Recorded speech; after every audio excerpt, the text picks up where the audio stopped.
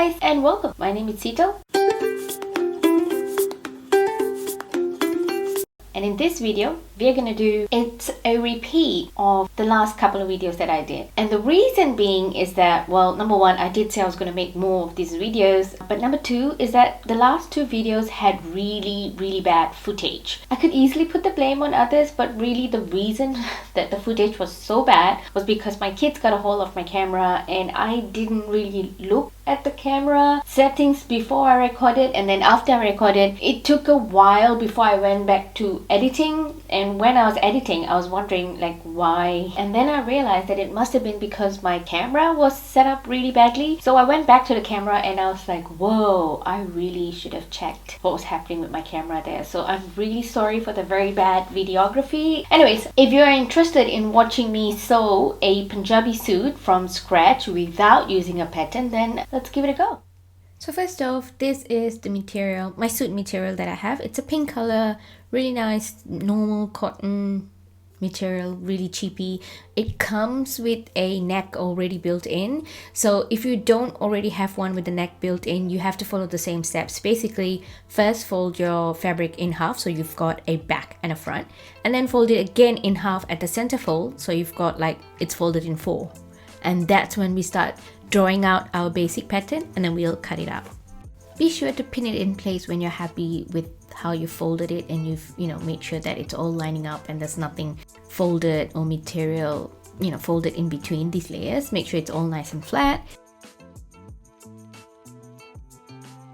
First I mark half of my shoulder with this 17 centimeters, and then I went down 2 centimeters from there and drew a straight line up to my neck, or the start of where my neck pattern starts. This is to give yourself the shoulder slope. I realized at this point that I needed to go down another centimeter and then draw a straight line up, because if I had left it where it was, I wouldn't have enough room to cut seam allowances. So I went down, so basically 3 centimeters of a shoulder slope, so that I will have at least a centimeter of seam allowance. Next, we will need to mark your armhole, which is about half the length of the shoulder. So again, mine was 17 centimeters down from the angle of where the shoulder is. So draw a straight line down, and at that line you need to mark 1/4 of your bust line. So my bust is 23 centimeters, or it's not 23 centimeters, but 1/4 of my bust line is 23 centimeters, and then I plus 2 centimeters for ease, and that will give me 25 centimeters, and then I drew a straight line.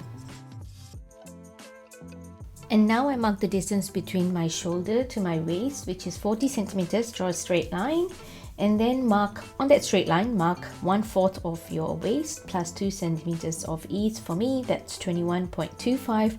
I rounded it up to 21 centimeters. Moving on, I marked the distance between my shoulder and my hip line, which is, for me, it's 57 centimeters. I drew a straight line, and on that line I marked 1/4 of my hip, which will give my hip was 95.5 centimeters plus 2 centimeters of ease, so I get a total of 24.6, rounded it up to about 25 centimeters. And then I mark the distance between my shoulder to this length I wanted my suit to be, which was 107 centimeters, and then draw a straight line, and you join a straight line from the hip line down to the hem line, or the length of the suit, and then you just join all the other lines so that you get the outline of your basic bodies that you'll have to cut. Try to round out the corners so it's not just so sharp. And now we're gonna do our armholes, or our arm lines, right? From the corner of where the shoulder meets the bust, draw a 2 centimeter line at 45-degree angles, and then try to join a curved line. Either you can use a French ruler like I am, or you could just like hand draw it. And then you draw 2 centimeters inwards, and from there draw a triangular at 45-degree angle line about 2 centimeters, and from that point draw another armhole. This armhole will be your front armhole, and the one you drew earlier was your back armhole. So the front armhole is always a bit inside compared to the back armhole. And now we're going to give ourselves some seam allowances. I'm not going to give myself any seam allowance for the arms, but I am going to give myself 1 centimeter of seam allowance for the shoulder, as we spoke earlier, and 4 centimeter of seam allowance for the side seams all the way down to the side. This is just, so I got some room to grow. And then join all the lines and make sure it's nice and clear. For the hem, bottom hem, I left 3 centimeters of seam allowance. That will give me enough space to fold it twice on itself, iron it out, and then draw a straight stitch. And then don't forget to do your back neck. I did my back neck down from the top about 4 centimeters, and then I just randomly drew a nice little curve to give myself a back neck. And then now it's time to cut your fabric. When you cut your fabric, always start with the back armhole and the back neck.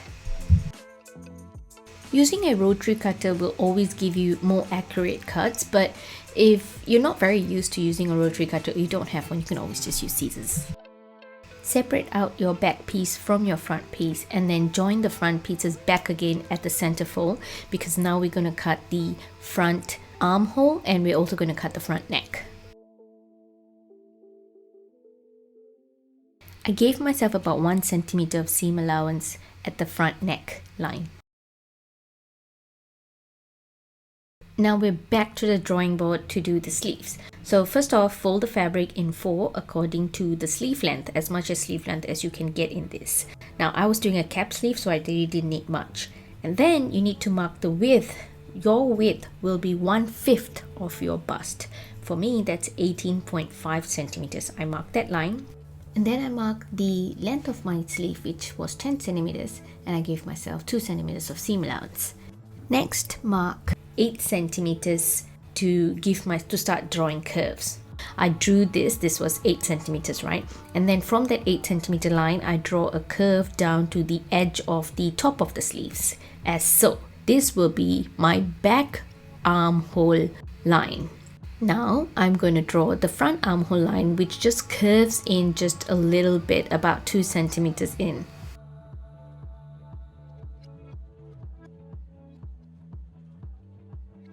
Ideally here, you should just draw a straight line from the tip of the shoulder length all the way to the armhole, because you're doing cap sleeves.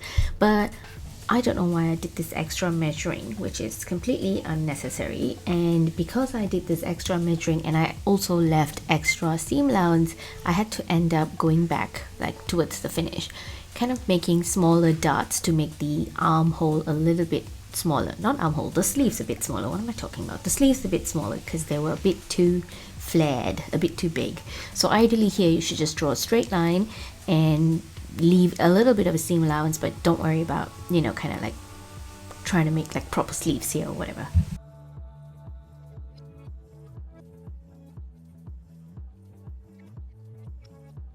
Again, always start with cutting the back armhole first and then fold it open, and you can then make sure that the fabric is facing either right sides together or wrong sides together, and then cut out the front.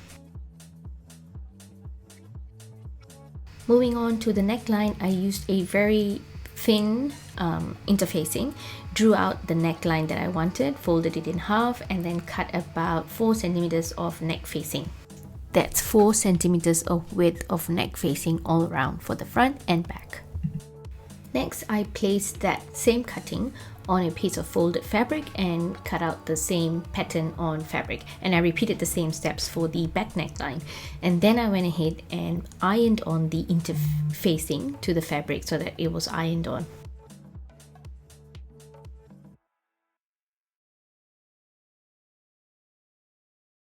With the neckline, make sure that the neck facing is facing right sides to the neck of the dress. Sew a straight stitch and then clip the ends so that the fabric will be easier to be folded over. Open the neck facing and then do an understitch by stitching the excess seam allowance onto the neck facing. Rinse and repeat for the back neck. Place the shoulder bodice pieces together, right sides facing, and sew at the shoulder seam. Place your sleeves right side facing to the dress and make sure that it's the front of the neck, or the front of the sleeve is facing the front of the bodice. pin from the center out to the sides and then sew a straight stitch.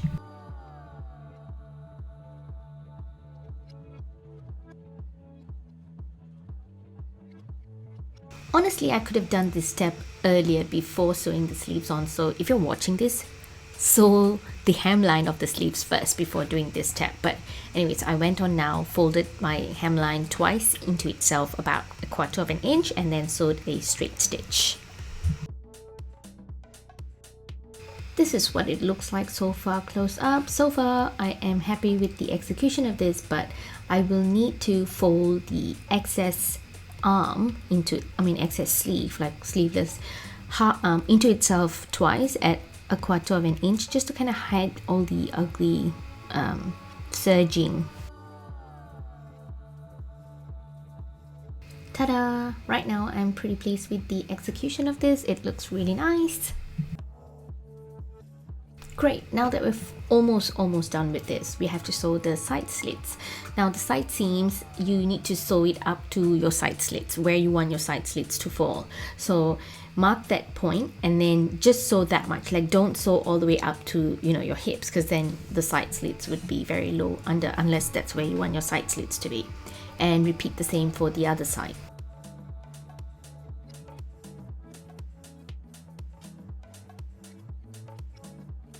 And now for the side slits, fold it in half twice so that it is 2 centimeters wide, and sew a straight line from starting from one hem, going up all the way up to the center and going back down.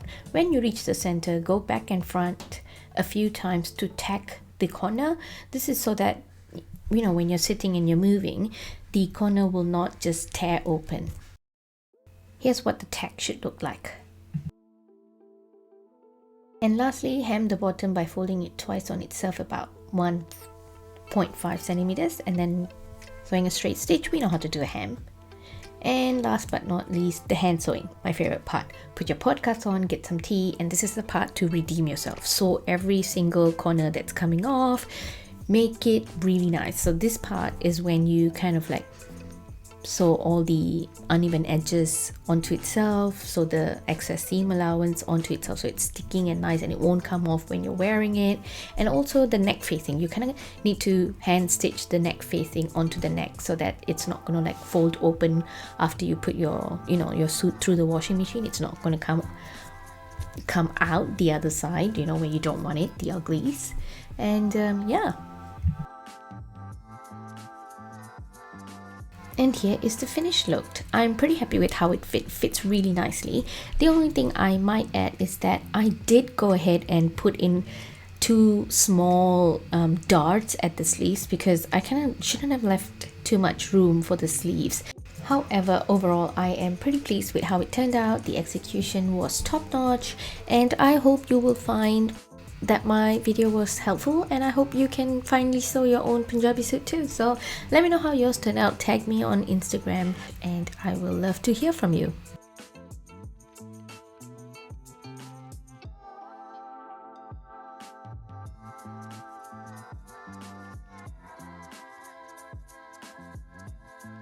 And with that, thank you so much for watching. I really appreciate every single one of you. If not for you, I will not be here today. So you take care and have a really good week ahead and a good weekend if you're watching this on a weekend, and I love you.